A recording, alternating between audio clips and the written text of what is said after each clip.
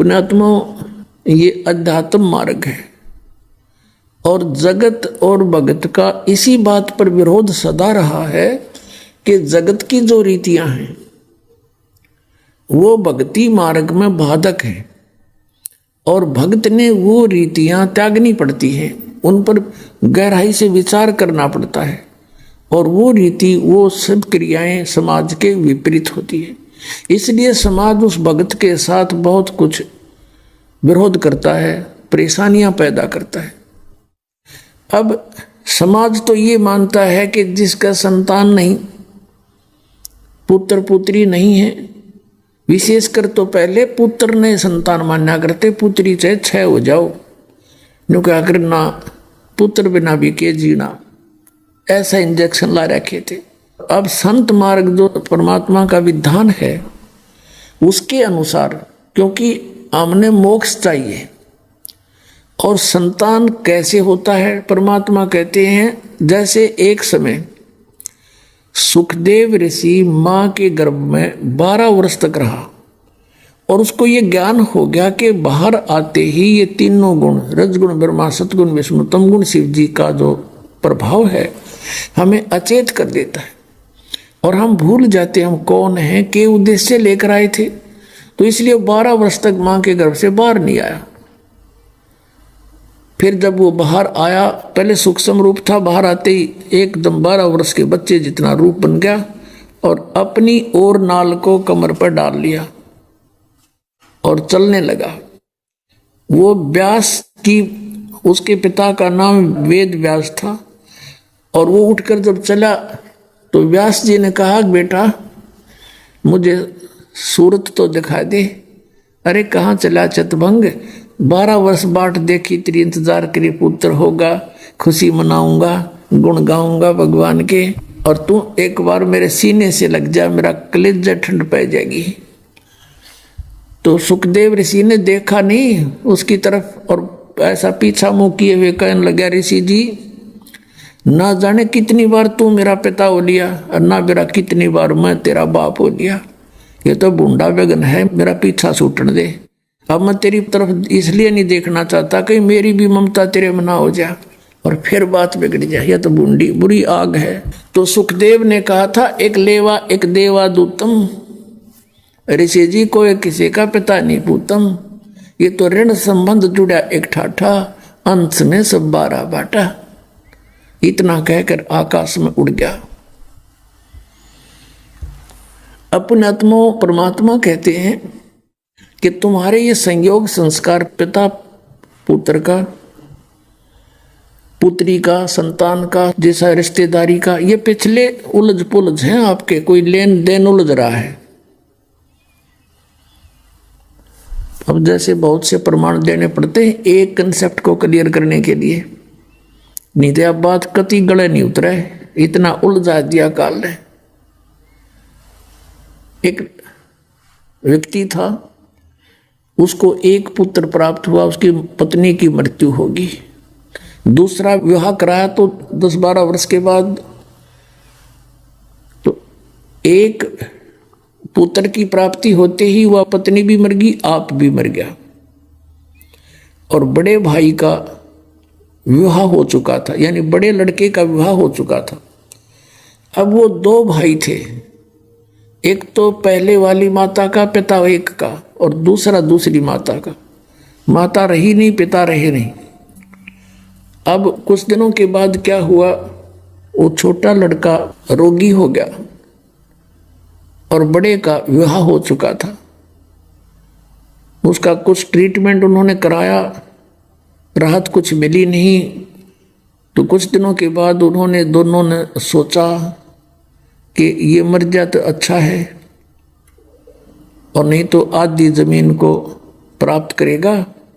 15-16 एकड़ जमीन थी, 20 एकड़, और सबको पता है कि ये मरने वाला है और ये रोगी है, तो इसको विष दिला देते हैं।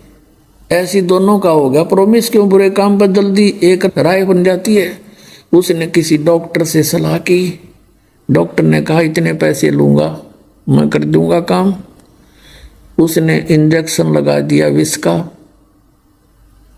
लड़का मर गया। सबको पता था बीमार है, रोगी है। वही डॉक्टर भी आता था, खूब दिखाए इन्होंने, तो बात खत्म हुई। उनके कुछ दिनों के बाद एक पुत्र प्राप्त हुआ है। 1 वर्ष के बाद इकलौता पुत्र, जमीन खूब बढ़िया अच्छा गुजारा, खूब खिलावे पिलावे, गिने दिनों में युवा हो गया। जब हो लिया 15-16 वर्ष का, उसका ब्याह कर दिया। पत्नी आ गई। उसके बाद वो बालक बीमार हो गया, रोगी हो गया। इकलौता पुत्र, उसके लिए कोई कसर नहीं छोड़ी। जो भी किसी ने झाड़ फूक बताई, मुंह मांगे पैसे दिए, डॉक्टरों को दिए, सब जगह घूम ली। एक आधी जमीन भी बिक गई और लड़का बिल्कुल चारपाई पे चिपक गया, अस्थि पिंजर शेष रहा। तब एक दिन उसका पिता बैठा बैठा वहां चिंतित था। लड़का कहने लगा, भाई साहब बात सुनो। अब उसके पिता ने देखा, लड़का बोला। उसने कहा, मैं तेरा पिताजी हूं, भाई नहीं हूं। वो लड़का कहता है कि मुझे पता है तू मेरा क्या है। मैं तेरा भाई हूं और तेरा जन्म लेकर आया हूं। तूने मेरे साथ जो जुल्म किया था और तूने मुझे विष से मरवाया था, और अब मेरा हिसाब हो लिया भाई साहब। कफन कफन के पैसे शेष हैं, लकड़ियों के, तेरा मेरा हिसाब बराबर हो चुका है और वो तैयार कर ले, बस मैं चला। अब उसने कहा कि भाई बात बता क्या है। कि बात बताने लग रहा मैं तेरा वो भाई हूं जो तेरे पुत्र रूप में आया हूं। तूने मेरे साथ क्या किया था इस जमीन के लालच में, वो जमीन मेरी बराबर हो ली, बेच ली ना तने आधी, बोला आधी से भी ज्यादा बिक ली मेरी। तो फिर उसके बाद बात समझ में आ गई उस व्यक्ति का कि भाई सचमुच मैंने करा था, जुल्म था।